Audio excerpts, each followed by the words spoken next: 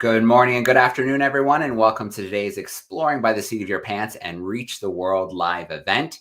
My name is Joe Grabowski, and I'll be your host for today. The last few weeks exploring the Weddell Sea with Reach the World and the Falkland Maritime Heritage Trust have been a blast. We've explored the Agulhas II and met so many of the incredible international expedition members who are working so well together during the search for Ernest Shackleton's Endurance. From weather predicting to media to archaeology, medicine, technology, and captaining the ship, everyone has an important role to play on board. So today we are going to head back to the Weddell Sea on board the SA Agulhas II, and we're going to be joined by Reach the World's Tim Jacob. Before we do that, I want to share my screen really quickly here and give everybody an idea of just where the ship is right now. Let's make this a little bit bigger there. And then let's pop up this link, because if you want to keep track of where the ship is, where the expedition is, you can do this from home with this link. And I'm going to zoom in a little bit closer here so you get a nice feel for Antarctica. You can see that peninsula jutting out there, the Antarctic Peninsula. And let me play with the zoom here and let's get a little bit deeper. So you can see what stage of the expedition they're in, because they are really working on a particular area. You can see they're probably drifting with the ice, but you can see kind of this pattern of the area where the ship has been. So let's back out here a little bit so you can see again just where they are in relation to that Antarctic Peninsula. All right, well, let's bring that screen share to a close here and let's get Tim in. So here we go. I'm going to bring him in. Tim, how are we doing today? Hey Joe, I'm great. Welcome back aboard the SA Agulhas II. As you can see, I have Expedition Leader John Shears with me today. Very excited to talk with him a little bit and get some updates on the expedition. But I'm happy today to be starting at this, what we call Monkey Island above the bridge. We've been here before. It's a little bit of an overcast day, but I wanted to give you a good look around because I don't think I've seen any open water today. I think that everything you can see that we haven't sort of crushed through is frozen over today. And it may be hard to tell, it may just be sort of a field of white, but way in the distance there's an iceberg that a bunch of the expedition members and crew members got to walk out to today and investigate a little bit closer. I'm going to come back around you so you can see the front of Monkey Island. You can see it's nice and protected in there. There's even a little heater. And John and I are going to head in there so we can tell you more about what's going on with the expedition. See you in a minute. All right, that sounds great. Tim, while you're heading in there, I'm going to play a little video you shared with me from the ice. Hey explorers, it's Tim. I'm so excited I got out on the ice today. It is a beautiful day here in the Weddell Sea. I'm out with the science team helping them determine how thick the ice is, how thick the snow is. Then we subtract the snow from the total measurement and we know exactly how far down this ice floe goes.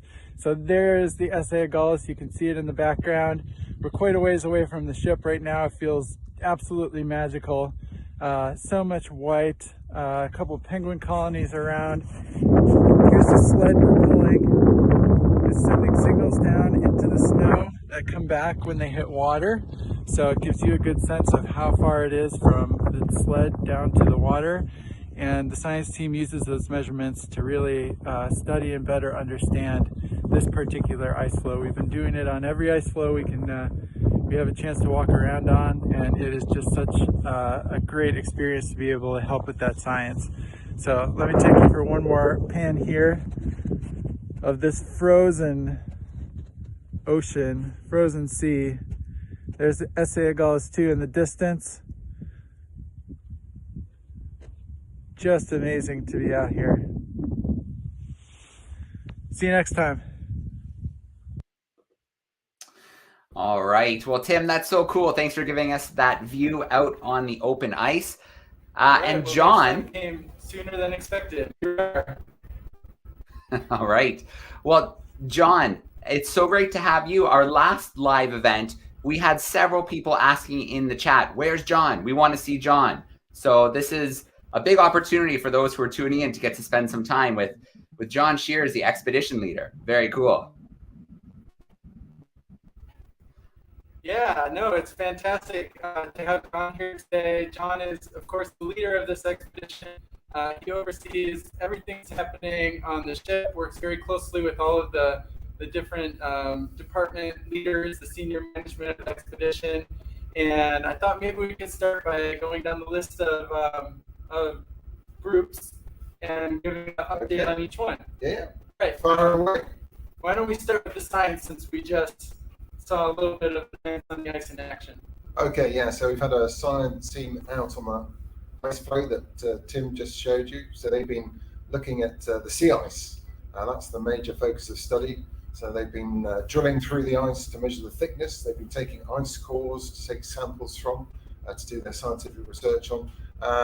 And they also use special instruments which can measure the thickness of the ice as they're traveling along, which is what Tim did the other day to help the scientists. So we're very pleased with how the science program has gone.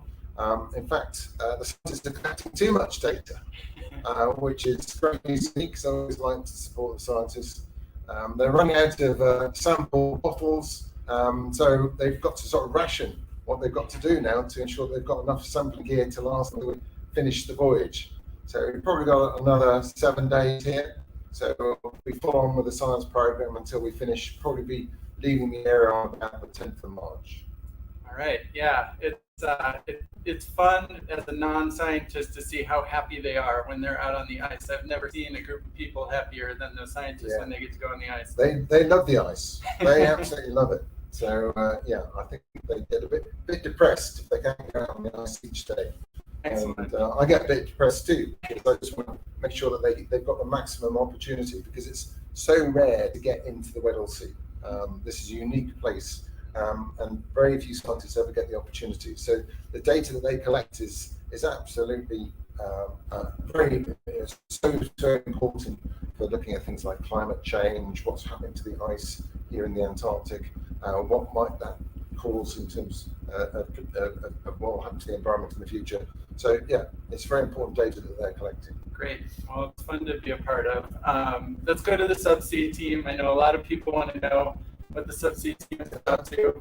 They're the dream team. They have been doing incredibly well. At the moment, we're doing between 2 to 3 dives with the autonomous underwater vehicle, the AUV. It's working really, really well, far beyond my expectations. I think we're on to something like dive 20 now. We've covered a good 80% of the search box that we want to cover. So yeah, they're working extremely well, but they're working really hard. Yeah. They have to work 24 hours a day, 7 days a week. And just the other day, when they were working on what we call the back deck, or at the rear, the stern of the ship, it was down to minus 18 degrees, and it was blowing at about 30 knots, so about 30, 40 miles an hour. So it was super cold down there, super cold. Yeah. So we've got to make sure that people get good breaks, that they've got warm drinks available to them all the time. But yeah, very difficult working conditions, but they're doing a fantastic job. Very good. And it's 2 to 3 dives per day that they're doing sometimes. Yeah, right? two to three dives a day. So like this morning, they've been diving overnight. They got the vehicle up at about 8 o'clock in the morning. They then charge the batteries. It takes about 3 hours. We move the ship because we're always drifting. You saw from the track, which Joe showed, that we're going drifting across the search box. Then we'll move the ship, put the AUV down, and we'll go for another dive. So we charge for about 3 hours. During that time, the ship moves, and then the AUV dive starts. They'll be down for about 7 or 8 hours, and then they'll come back up, and we start the process all over again. One of my favorites to witness is the interaction between teams. We've discovered, at least in the last couple of days, that the drift can be very significant. This ice moves. You can't tell when you're on it or in it, but it moves a lot. Can you explain the way sort of the science team and the subsea team are working together to solve that? So working out the drift of the ice, because we're on a ship, we're drifting with the ice, we need to know that. So the scientists use satellite remote sensing. and they're downloading images from these satellites. They use radar images. Radar images can penetrate clouds, and they have a very good return from the ice. So they can map the sea ice, and by using multiple images over a sequence of time, they can work out what the drift is of the ice.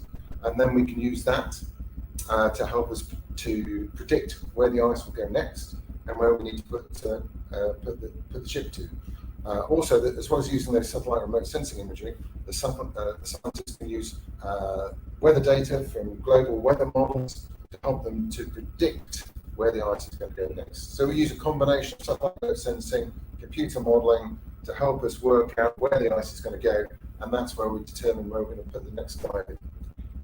It's somewhere in there, there's a really good story problem for all the math teachers in this call. Like, if the ice is drifting so fast and it takes 1 hour for the EV to get 10,000 feet beneath, where do you need to start in order for it to be where you want it to be? It's the kind of issues that these teams are working out every day. How about the helicopters? We met the helicopter pilots at the beginning of the expedition. What are they up to? Yeah, so the helicopter pilots have had basically a pretty quiet time. We used the helicopters in the early stages to get a gauge of what the ice was like in front of the vessel. But since we've been here on site searching for the wreck of the Endurance, it's been far more efficient to work from the vessel, particularly because we're moving so often because of the drift, than to fly out and put out ice camps, which was one of the earlier scenarios that we had. So we're not using the ice camps, so the helicopters aren't being used as much as we thought they might be, but they're still very useful to have. If we get a really nice day, then probably I'll say, okay, we'll move the scientists a bit further afield so they can do some science a bit further away. And they're always here in reserve, so if we were to have a problem, say we wanted to do a medical evacuation, then we could help, the helicopters could help move people off the vessel to do that. So yeah, they're very good to have just as a safety precaution. And the guys keep themselves busy, they're helping out in various areas, and they are particularly enjoying playing table tennis, ping pong. So the helicopter pilots are the masters of ping pong. They get to practice more than the rest of us, so when it comes time for our tournament games, get destroyed. I've been soundly beaten by 2 helicopter pilots already. How about the ice camp team? You said we weren't using ice camps, so how are they supporting? So the ice camp team these guys are trained Antarctic field guides. They're from a company in South Africa called Captivated. So they've been to Antarctica multiple times. So we're using them in a whole range of different ways. Not at the ice camps because we're not doing them, but we always put one of their field guides out with the scientists just to ensure safety on the ice floe. Also to make sure that scientists are kept fed, they have cups of coffee, and because we're moving people from the ship with a rope basket onto the ice, then they always look after the rope basket transfers. So the scientists aren't distracted, they get on with their science, and the White Desert Field Guide can look after all the safety aspects of moving the people. They're also helping out on the stern at the back of the ship to help the subsea team with everything that they're doing. So with ropes and things to help position both the AUV and with the float that we put in the water for the tent for the AUV. So they help out on the back deck as well. Yeah. And last but not least, how about the media team? Media team, unbelievable. I was just saying to Tim that when we were last year in 2019, if we wanted to do anything with Reach the World, then we would have to shut all the broadband down just to allow one call. That was the limit that we had in terms of our bandwidth. So everyone had to stop using the internet. So personal messages, operational messages, they all had to be stopped. But now, because of the way that we're running it on the ship, you've been able to do live stream nearly every day, haven't you? We feel we're I still get to do my emails. We're a long way from home, but we feel very connected to the rest of the world and to this great student audience, which is very exciting. You are an expedition leader in 2022 and have been an expedition leader recently and prior to this. How is being an expedition leader in the present day different than it was being an expedition leader like Shackleton was in 1914? I think that the technology makes a huge difference. You know, if you compare our ship to Shackleton's ship, and just the communications. When Shackleton left Buenos Aires in 1914, that was it.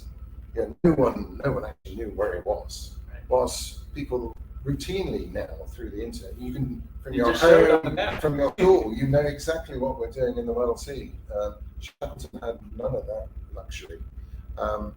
Yeah, and just in terms of our clothing, what we can wear keeps us so much warmer than Shackleton's men probably did. I find it incredible that they survived on the ice just outside there, just wearing cotton clothing, most of them, wearing standard leather boots, woolen socks, woolen jumpers, none of the modern gear, polo gear that we have today.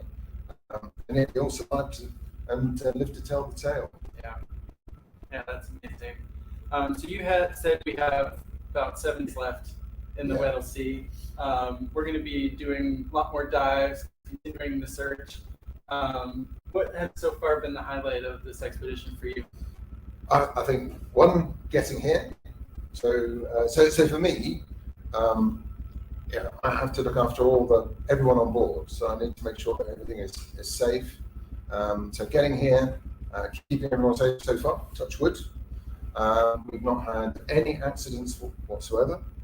Everyone's been super safe, and you have to think about what people do, because even a small accident, say someone fell on an icy deck and they broke their wrist, that'd be very serious here, because although we have a doctor and we have quite a good little hospital, it's not like being in a hospital in your local town.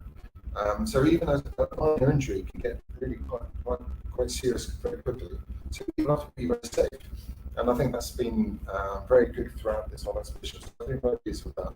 So getting here has been a big achievement. No accidents, no incidents, no big achievements. The AUVs working as well as they have done, another huge achievement. Probably what we've achieved now is probably one of the biggest autonomous underwater vehicle surveys ever conducted in Antarctica. And the ship also working extremely well. We've also had a little bit of luck. The sea ice conditions have been very good for us. We've been sailing in thin first-year ice, so the ship has always been able to move around the search area. So yeah, I've been very, very impressed with everything. Everything's gone extremely well. Touch wood.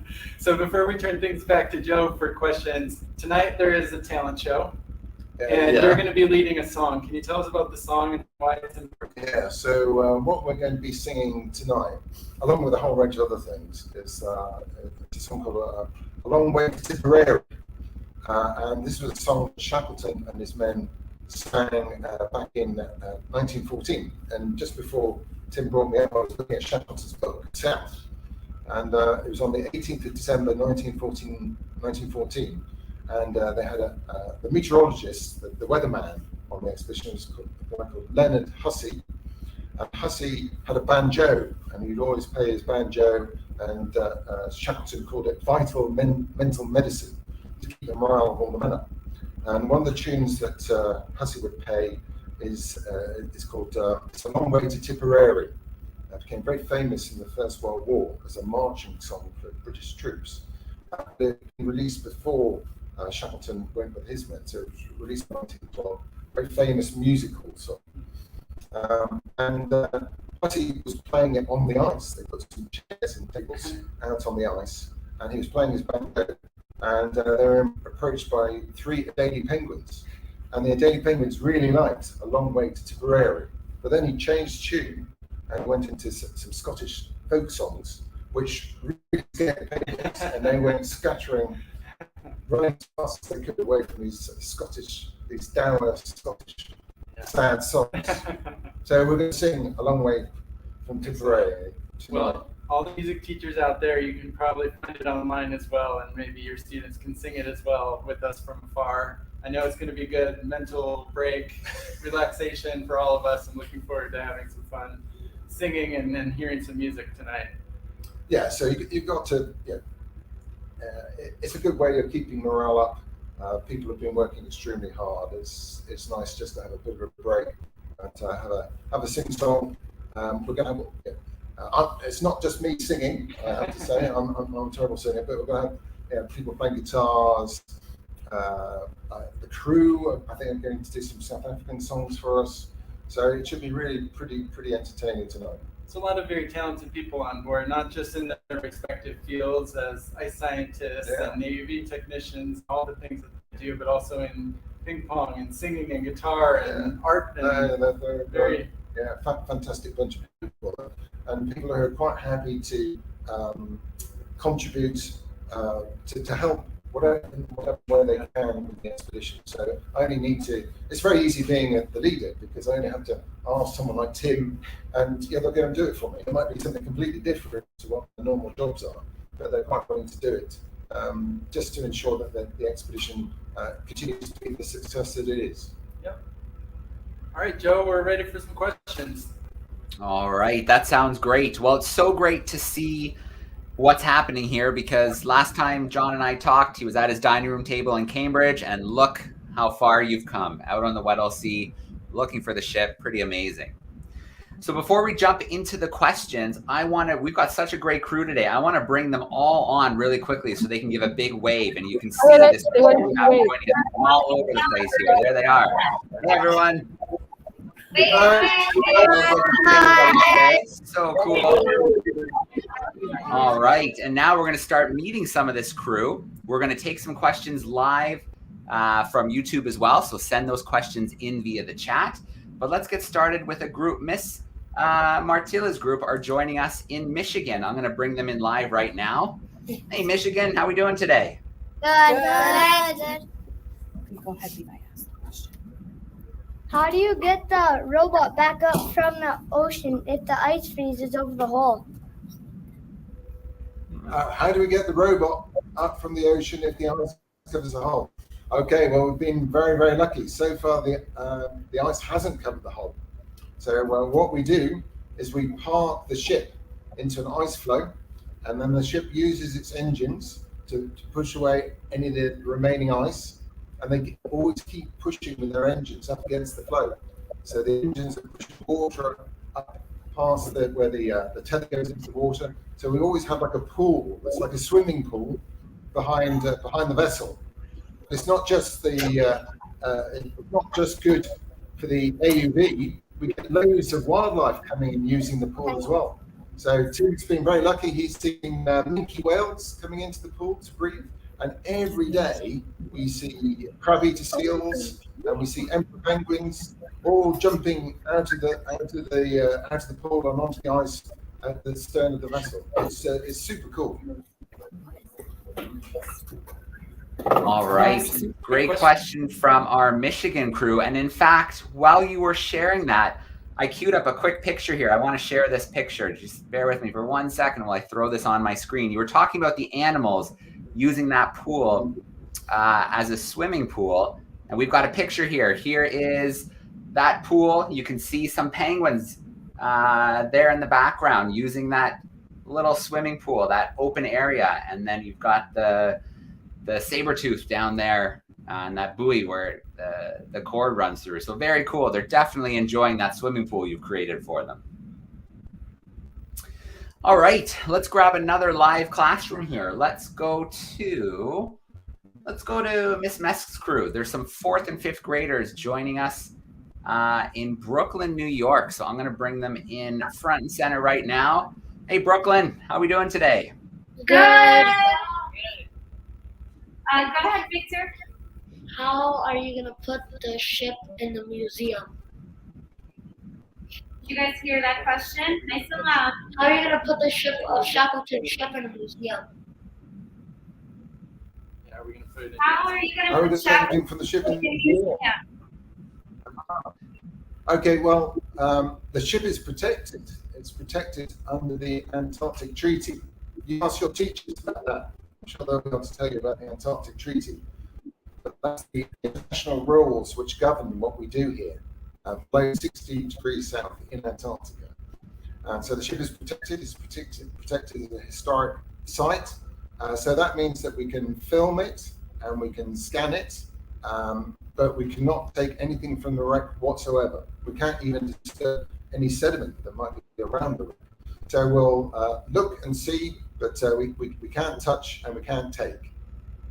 So nothing from what we find will be put into a museum. It'll all be left here to be preserved.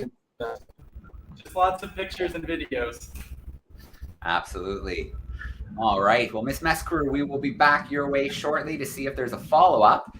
I'm going to jump to YouTube because we have lots of questions here. Here's a question from Brazil, and it looks like they're wondering about the bottom, the surface. Is it relatively flat down at 3,000 meters? Are there ridges? What are you seeing on the seafloor? Yeah, okay, so very good question. So the AUB goes down to 3,000 meters.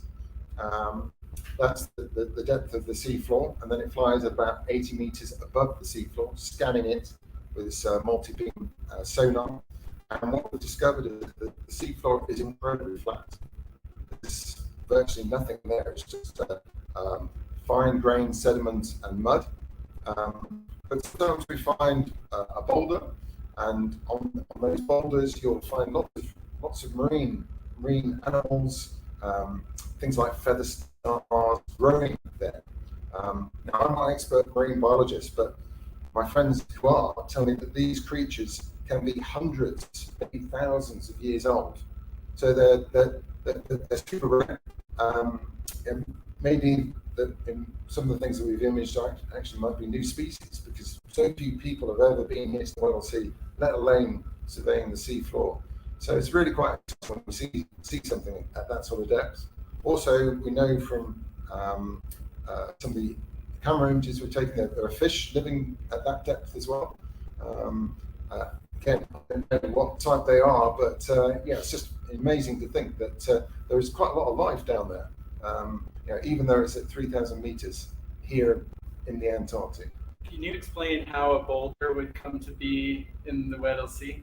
Okay, yes. So, well, Tim was showing you earlier this big iceberg that we've got near to the ship. It's about 2 kilometers away. And when these icebergs come from glaciers, huge floating ice shelves, floating glaciers.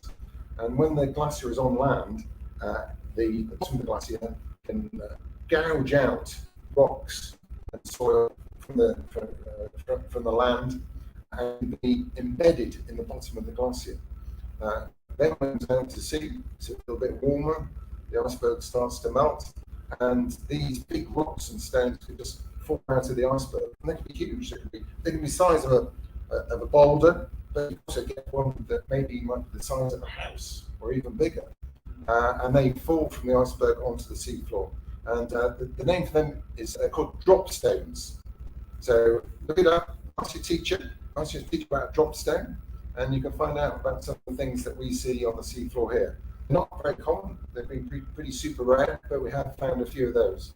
They're easy to see on the sonar. They're very easy to see on sonar, and very easy to think that might be confused with the wreck. All right, very cool. We're going to jump to another one of our live classrooms. This time, let's see, let's go to Colorado this time. We have in Commerce City, we have some 5th graders joining us. I am going to bring them live into the call. There they are. Hey, 5th graders, how we doing today? Good. Awesome. We would just like to say that we have 2 questions, but I'll start with mine. Is South Africa in relation to Antarctica? How far? Like how far? Ooh, how far? Yeah. Ooh, that's a good question. Oh, it must be several thousand miles. It kind of depends which way you go, Yeah. right? You can go straight down, or you can go, we sort of went across the southern Atlantic, Yeah. and each way is a couple thousand kilometers. Yeah, do you know, I'm going to have to find that one out for you. I'm not exactly sure how far we are from South Africa right now. It's far. It's far, but in terms of the ship sailing, it's not something that from here there's no way that we can fly on an aircraft or anything like that. We have to turn the ship around and sail back. So it'll take us 11 days sailing. So it's going to be a big, long ocean voyage to get back home. All right. Well, I went to handy Google to take a quick look and Google that distance. It says 6,000 kilometers. That seems like a lot. So we'll have to double check that. But Google is telling me 6,000 kilometers. That's too All far. right. We think that's too far. That does seem like an awful lot. So maybe Google is not being so accurate with us right now. While we're doing our next question, I'll try and find a better answer here. Okay, we are going to go to another camera classroom. This time we're going to go to Providence. We've got some 6th graders with us in Providence. Let's bring them. Where are they hiding here? I think this is the crew here. Let's bring them in. There they are. Hey, Providence. Hi. How do you not get your ship from? How do you not get your ship from sinking when like you're in the middle of ice? How do we stop the ship from sinking? Yeah, so Yes. we're in a super strong ship. So this ship is an icebreaker. She was made in Finland in 2012. She's called the SA Goddess 2. She's super strong. So our hull is made out of very thick steel.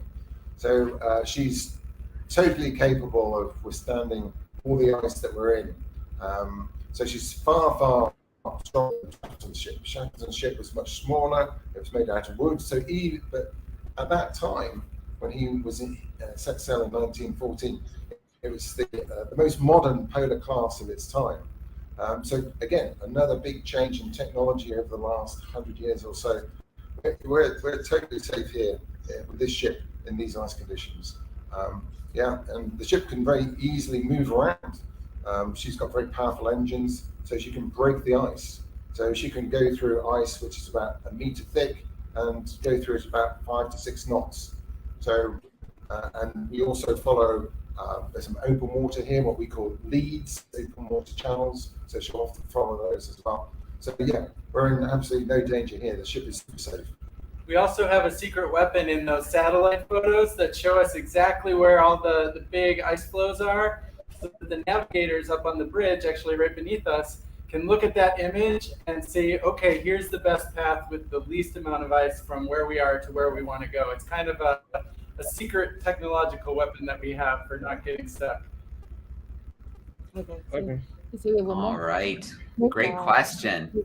We're going to come back to your crew shortly, but we want to make sure that we give everybody a chance for their first round, and then we'll do another round. But we're going to go to California, so maybe a little bit warmer in California with some 5th graders in Miss Galvez Parker's class. Hey, 5th graders, how we doing? We're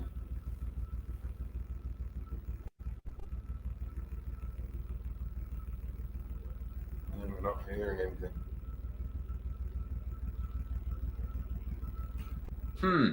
Miss Galvez Parker, I don't know, when you came in, we could hear you, but for some reason, even though you're unmuted, your microphone's not cooperating. Are we here now? There you go. We got you. You know what? I accidentally touched the button. I was saying that most of our kids are at recess, but we have some that stayed in. So go ahead, say it louder. How long did it take to get there?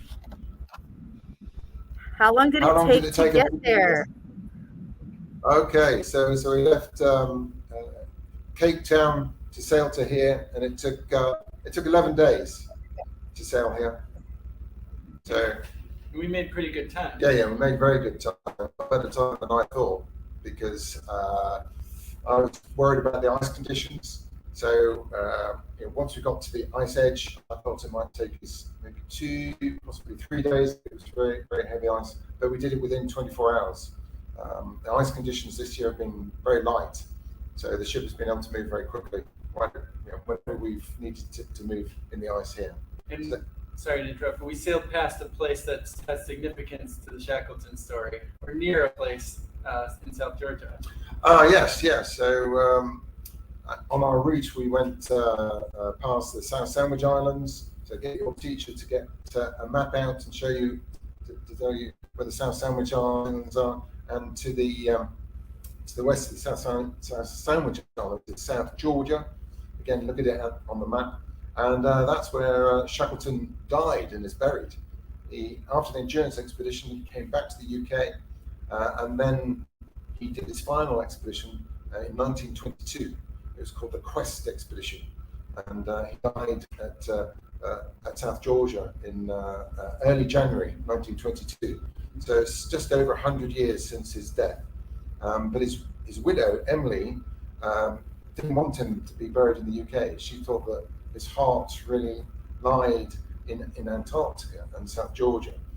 So she turned the ship back that was carrying his coffin, and they brought it back to South Georgia, and he's buried in the cemetery at the whaling station, the old whaling station. It's an abandoned whaling station now, but there's a big stone monument to him there. I've been very lucky to go and see it several times, and it's always a very makes you think really about how these early explorers survived and what they did and the hardships that they went through. So yeah, South Georgia has a very special place in the Shackleton story.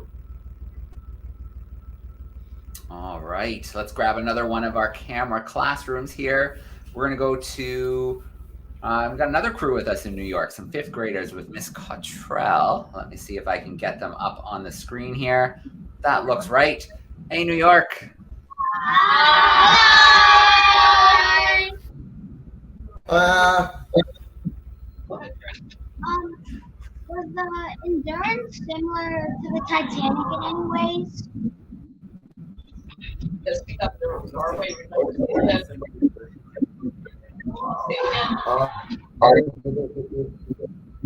think the only similarities between the Endurance and the Titanic was that they both sank.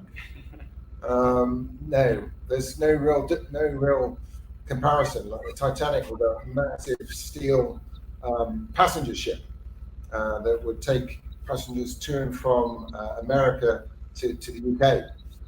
She was the fastest cruise liner at the time when she sunk, and she was sunk by an iceberg. So she struck an iceberg that was floating in the sea, whilst Shackleton's ship wasn't struck by an iceberg.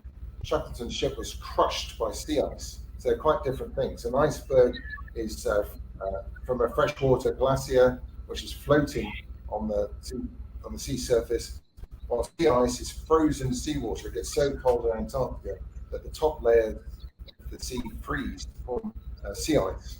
And when you have large flows of sea ice and they're compressed by the wind, they exert huge forces.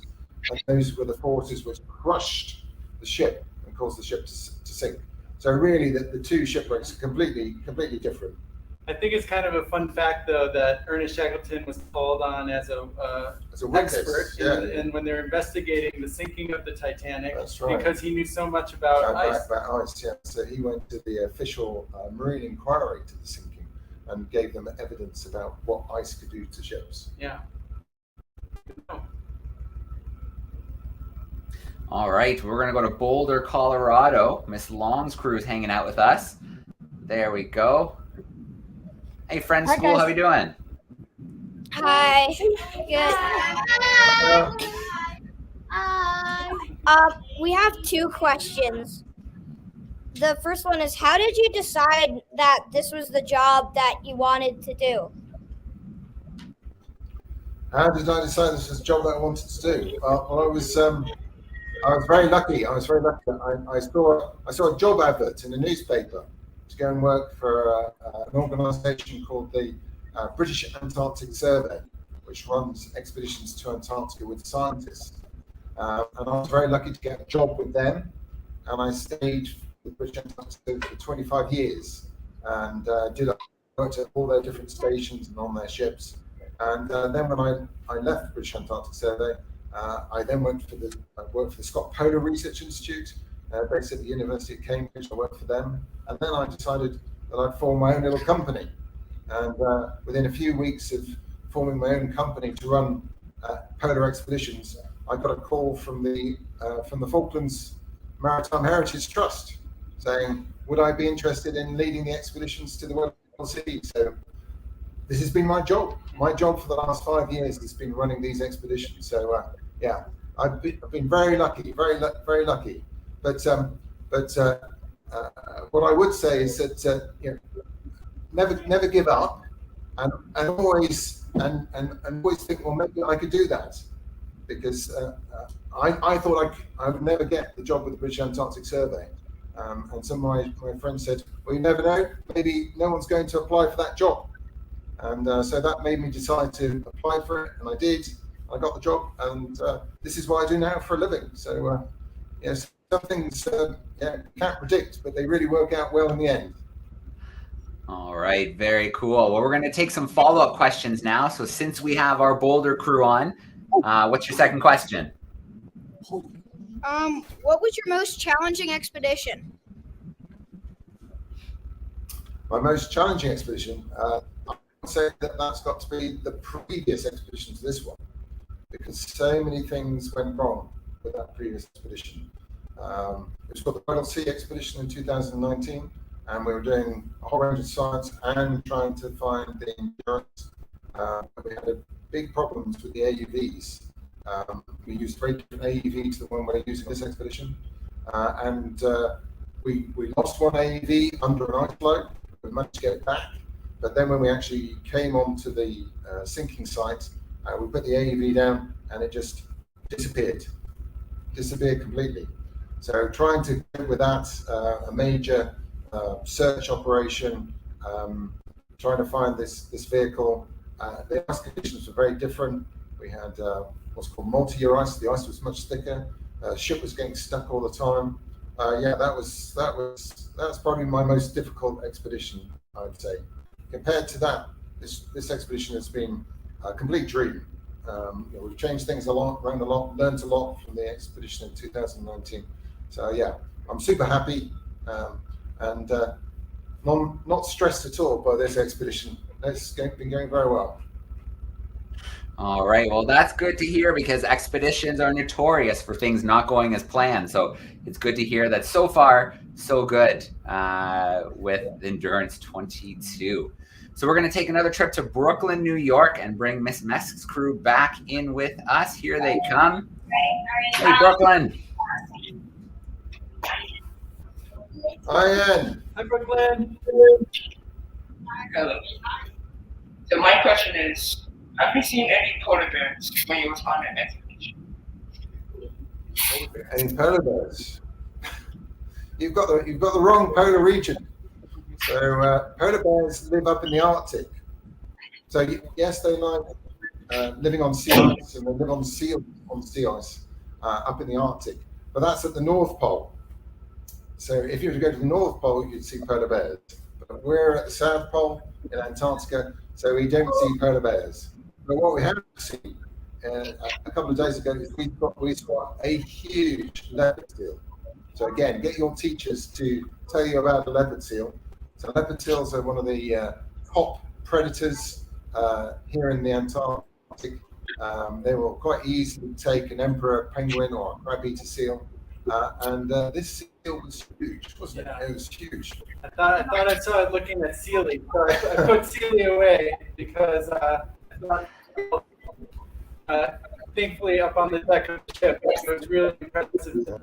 Big leopard seal. And it was very interesting to see what he was doing, because we talked earlier about we create this tool at the back of the ship to launch the AUV, and I had seen this big head come into the pool. So I thought it might be a leopard seal, and I think what he was doing is that he'd seen the penguins and the seals, which were also using that pool, and thinking, oh, there could be dinner there. So we saw him go up on an ice floe. He rested there for about 15-20 minutes, and then came into the water, and you could see him bobbing and putting his head up and looking around, seeing if there was something tasty to eat. Thanks for your question. All right, great question. So I'm, first of all, really jealous that you saw the leopard seal. I think they're so cool. I would love to see a leopard seal someday. So I'm pretty jealous. That's pretty awesome. And I'm glad that Sealy Shackleton is safe and checked in with us on this call. I was going to ask about Sealy. I'm glad that Sealy is doing well. Very cool. Let's see. Great. Sealy had a field trip out to the iceberg today. All right, cool. Let's work in a few more questions here. Let's go back to California. Looks like everyone's back inside. Do you guys have another question for us? Sorry, we couldn't hear you. Come on over, Grace. Hi. My name is Hi, my name is Grace. What has been your biggest challenges so far? Oh, good question, Grace. Thank you for that one. Our biggest challenges, I think, one, getting into the ice, because I didn't quite know what the ice conditions were going to be like, but we're here, we're on the sinking location. It's a very, very remote location, very difficult to get to. Probably only, I think only 4 ships have ever got here since the Endurance sank. And this is the second time that the Agulhas 2 has been here. So it's a very, very remote location, exceptionally difficult to get through to the sea ice to get here. So we've managed to do that. Also, in terms of big challenges, getting the AEVs working. We thought that these Saab Sabertooths would be the subsea vehicles for the job, but they've never been tested in these sorts of conditions, in these very cold waters, and they've worked incredibly well. So I think those are 2 big challenges that I had, and we've come through with flying colours so far. One of the things too that you may not think about is that John and I aren't wearing masks. This ship is a totally COVID-free bubble now, yeah. And just getting the 100+ people who are on the ship right now to the ship and COVID-free. We did daily tests with our nose, and we wore masks for the first 14, 15 days, something like that, to the point where we knew for sure there wasn't COVID on the ship, which feels like a real luxury to not have to think about that right now. Yeah. It's now that we don't have to wear masks, it's quite strange watching you guys on screen with masks. We're super fortunate here. We've bubbled up. We've had no COVID. So it's really, really very nice not to have to do social distancing. We don't have to do the lateral flow tests or the PCR tests every day. We don't have to wear face masks. So it's very nice to have that, if you like, normality to our lives in what is a very abnormal situation for all of us at the moment. The face mask we wear to keep our faces warm, not to keep from COVID. Yeah. All right, we're going to bring in another classroom very shortly. But Tim, I can't help but notice that since our first event in Cape Town, that your beard has really come in. I'm wondering, when you've been out on the ice, has it ever frozen over like you see in those Explorer photos? Absolutely. I think it was 2 days ago. It was so cold here that I saw someone throw up a cup of boiling water and it just instantly turned to frozen snow. It looked like snow immediately. But yes, the moment I go outside today, I took a walk about maybe a mile from the ship to go check out a big iceberg, and I could feel these hairs freezing for sure. I thought maybe it would keep me warmer, but that hasn't been the case. All right. Commerce City 5th graders, do you guys have a follow-up?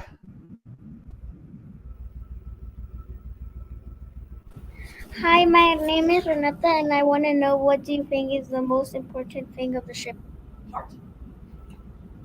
Part of the ship. Most important ship. I would say probably the most important thing on the ship is the bridge. So the bridge is where they control the ship from. So they control the engines and the steering.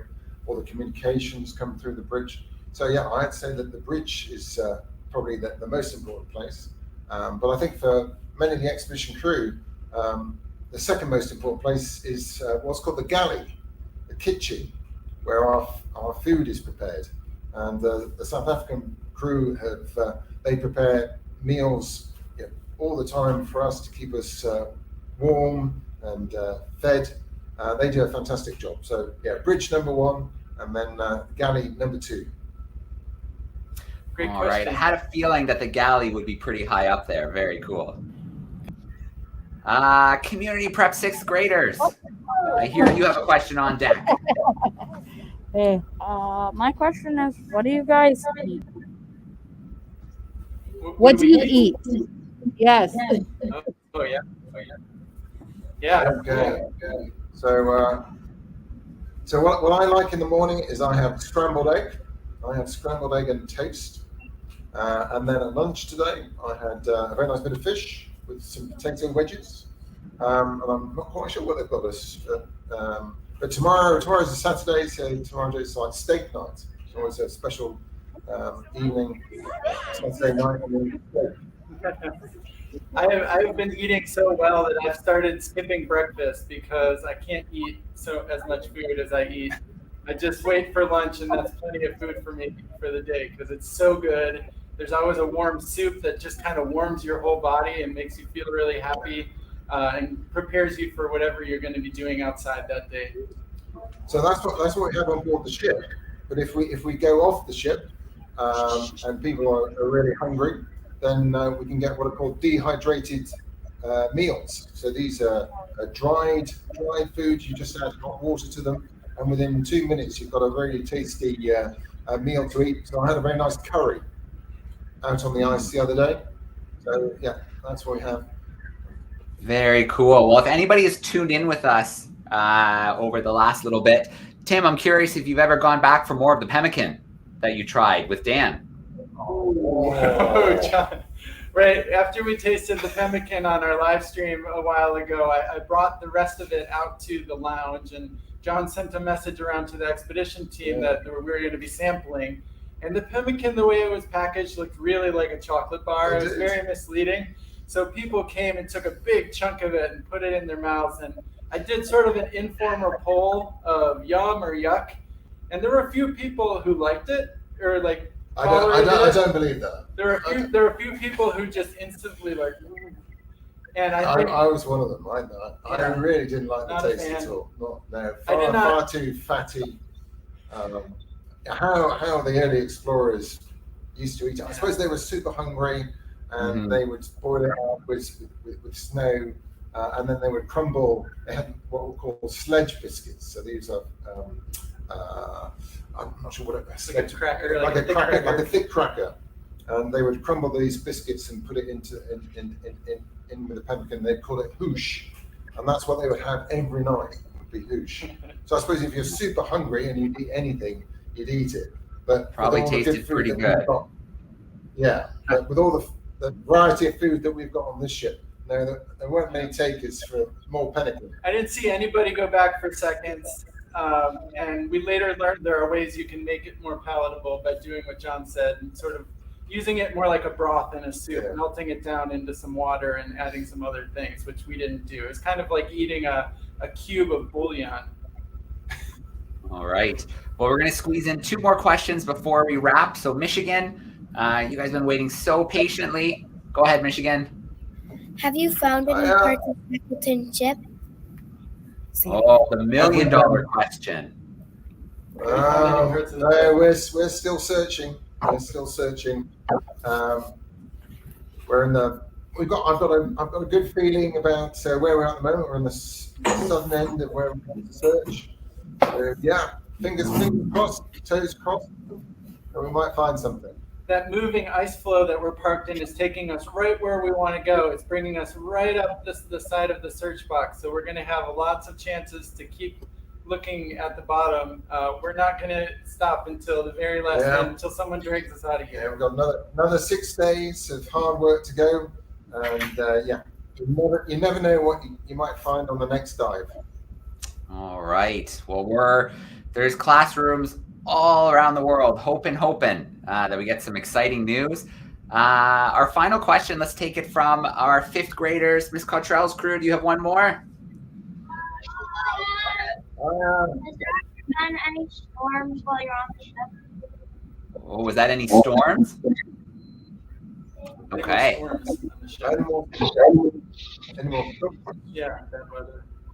We had bad weather a few days ago, where it got really cold, down to about -18, -20, with these very strong winds, 30 to 35 knots. That was super cold. But the weather for the next few days is going to be pretty mild. We're going to have balmy temperatures of about -5, which is very good. It's the wind that really gets you. I feel like -5 isn't bad if there isn't wind. Yeah, if it's still, it's fine. But as soon as you get a breeze, then you soon feel the cold, and you have to wrap yourself up very warm. Yeah. All right. Well, before we wrap up for today, I want to remind the classrooms tuning in that if you haven't visited reachtheworld.org/endurance22, you can find some great resources there, from journals, videos, all kinds of great information that you can find coming back live from the expedition. So do spend some time at reachtheworld.org/endurance22. Wow, Tim and John, what a blast you've been having so far. It's exciting to hear that the subsea team is working 24 hours a day to search as much as the bottom as they can. We are all rooting for everybody, the incredible crew, the international crew who's working so hard to find the site of the Endurance. Thanks, Joe. We can feel it. We're connected enough to the rest of the world from here that we can feel your support and really appreciate it. Yeah. Thank you all very much for tuning in, and thank you for such interesting and clever questions.